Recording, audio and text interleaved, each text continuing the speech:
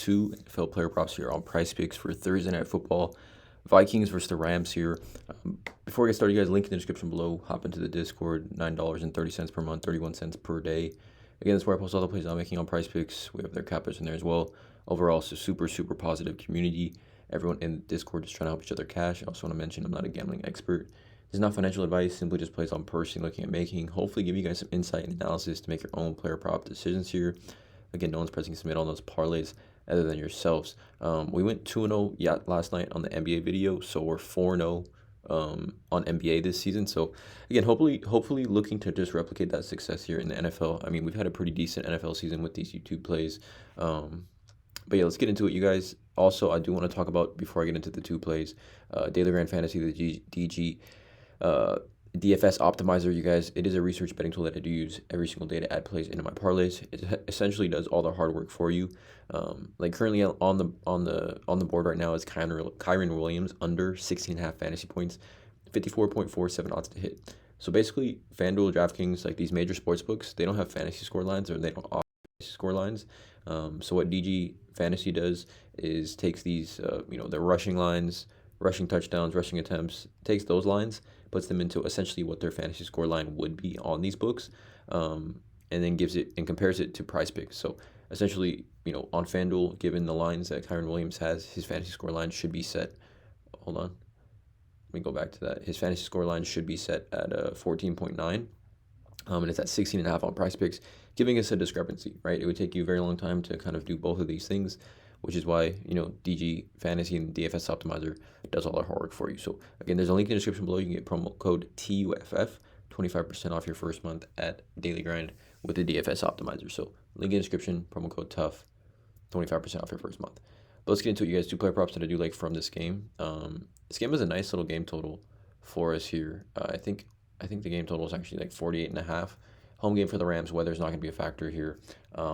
Again, hopefully, just based on matchup, we're expecting Cooper Kupp to be back, and there's optimism that Puka Nacua is going to be back as well. So again, giving us a ton of upside for this game to be just kind of a shootout and just a competitive game, right?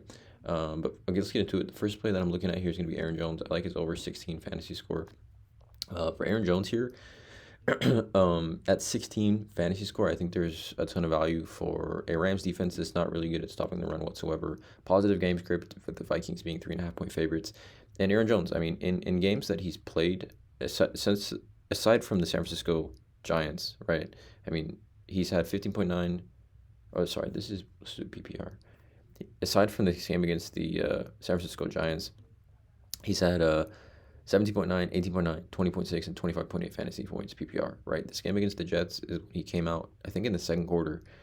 He only carried the ball 7 times, had 29 yards and 24 receiving yards. Like, he had 6.3 fantasy points. He only played, didn't even play the whole second half. So, showing us the type of upside, showing us the type of role that Aaron Jones does have in this offense with the Minnesota Vikings, right?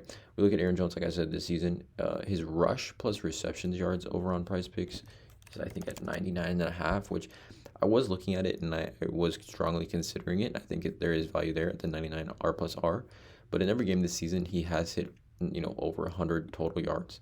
He's exceeded his fantasy score line as well pretty easily, which is why I think there's upside with fantasy score, given how he has hit his RR yards every single time.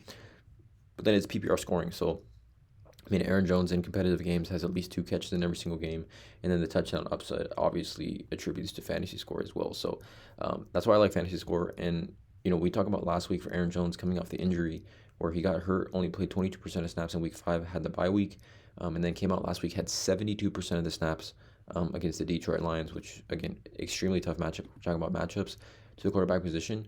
The Detroit Lions are as tough as it gets, right? Like, we talk about fantasy score points to the running back position. The Lions allow the second fewest in the NFL.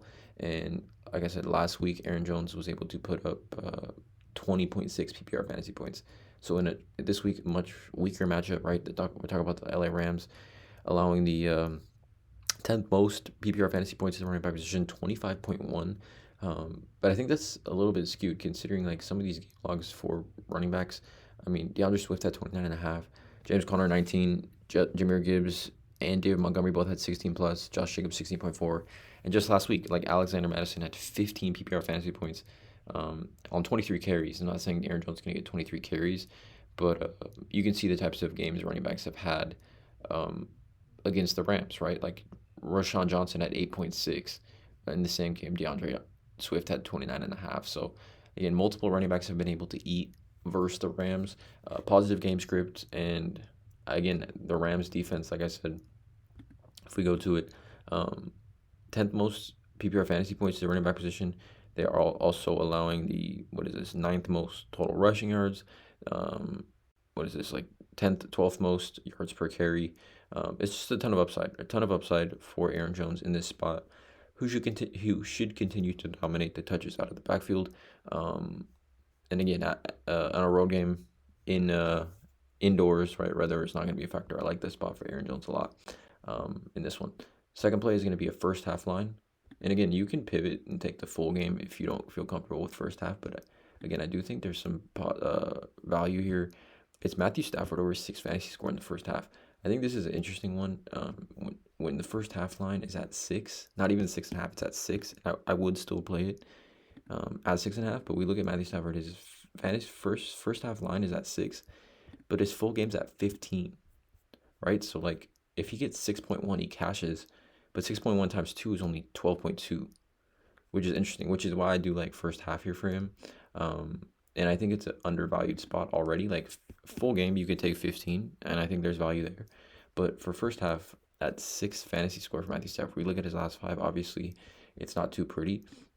But let's just get into this a little bit deeper. So Matthew Stafford last season, right, when he had Cooper Nakua, obviously optimistic to play, Cooper Kupp playing, and Kyren Williams playing. When it all 3 of those players, I can't really drop this filter down, but this is the filter with all 3 of those players.